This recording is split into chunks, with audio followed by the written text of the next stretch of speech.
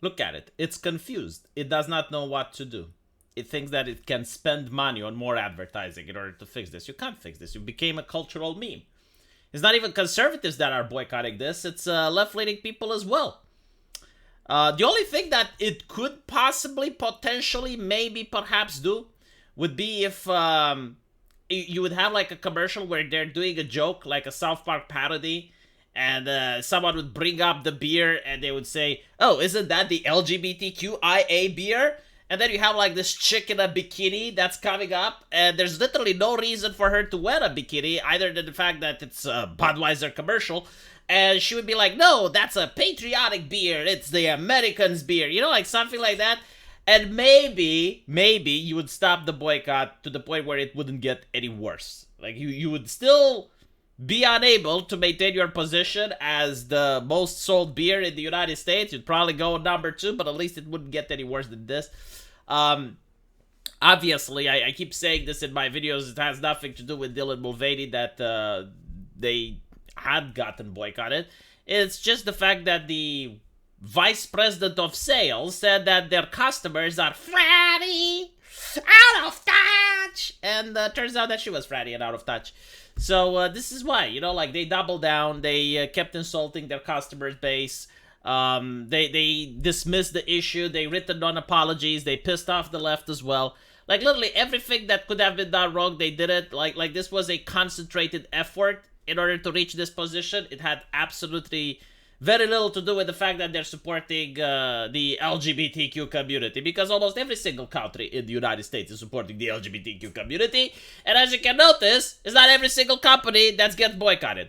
So Budweiser apparently now teamed up with Harley Davidson. Oh, isn't this fratty and out of touch? For a macho commercial that includes beer cans emblazoned in the motorcycle maker's logo. I wonder how much money this costed. The commercial featured gray-haired male mechanic. It's funny because, like, you know, when you try so hard and like, hello fellow kids, this is literally it.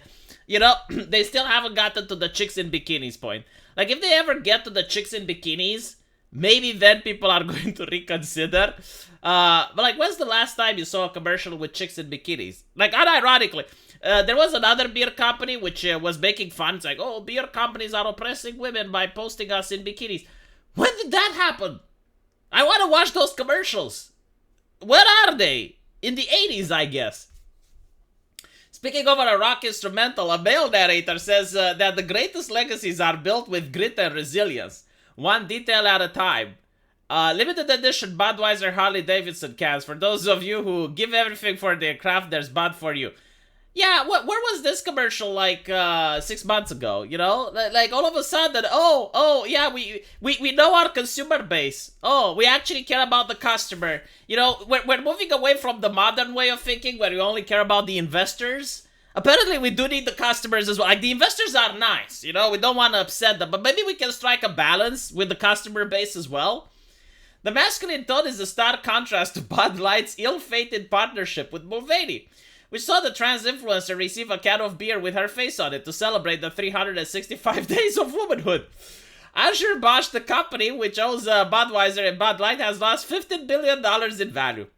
Since the time, by the way, it's not only that, they also gained a lot of support on Twitter. Like, there's so many social justice activists. Like, what you think of the billion-dollar corporation? What you think about the alcoholic company? How much they must be suffering now? How can you be so cruel and heartless? Buy the beer, you bigot. Apparently, Budweiser's commercial with Harley Davidson, the first time the two companies have partnered, was released last week alongside the launch of the limited edition cans. Each can featured the slogans, "King of our craft." Oh, that's not very inclusive, is it? The words brewed and built in the USA. Yeah, but aren't they a Belgian company now? Because I think, like, you know, like, people started looking into it. Belgium company. The greatest legacies are built one at a time. Here's to an American collaboration for the ages. I'm curious, like, how much did the Harley Davidson company charge them?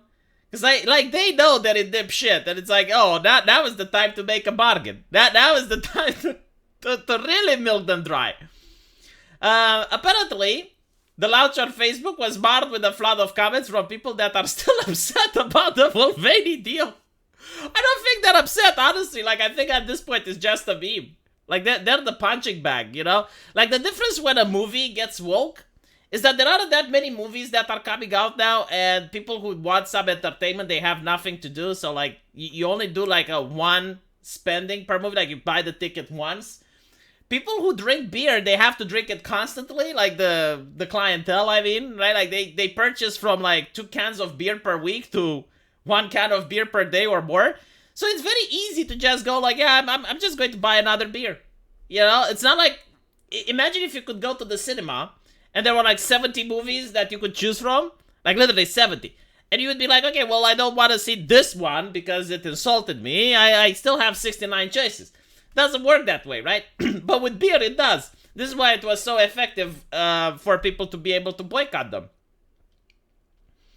So apparently the backlash led to calls from some to boycott all of Anheuser-Busch's beers. The company portfolio includes brands like Stella and Michael Bob Ultra and Artois. See, I didn't know like Stella Artois was... Oh my god, I can't drink it now. Or maybe I should. See, what do I do? Do I drink it or not? Because now the LGBTs are also boycotting Bud Light. So, if I drink the beer, do I support or don't I support? I need to be a good ally, but I don't know what to do. Shares in the company has fallen sharply amid a major drop in sales of Bud Light in the US. Anheuser-Busch has seen its market value plunge to $15.7 billion, and weekly retail sales of Bud Light have been consistently down by at least 20%. I have literally seen like them giving away the beer for free, and people not touching it. It's like... it's unholy water. It has been touched by Satan or something. It's just bizarre. And as Anheuser-Busch has lost value, competitors have added $3.2 billion to the market. Apparently, Molson Coors, which owns Coors Light, has seen an increase of $2.2 billion in the market.